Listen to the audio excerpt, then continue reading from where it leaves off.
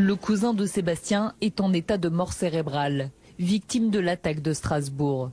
Il s'appelle Kamal, un garagiste d'origine afghane. Il devait emmener sa femme et ses 3 enfants au marché de Noël mardi soir. Un homme l'a interpellé par son épaule, par derrière, en lui disant « Hey monsieur ». Et il s'est retourné et là il se prend la balle et il tombe par terre alors qu'il avait son petit-fils dans ses mains.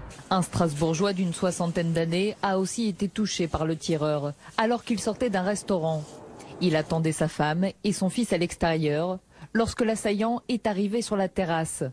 Touché à la tête, il est décédé avant l'arrivée des secours. Nathan était l'un de ses proches. C'était le père d'une de mes amies, donc qui a été le premier touché, le premier à décéder.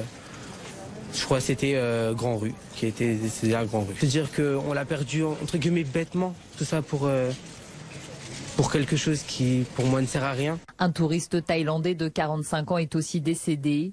Il était venu profiter des illuminations de Noël avec sa femme. De nombreux blessés sont également à déplorer, dont certains très gravement touchés.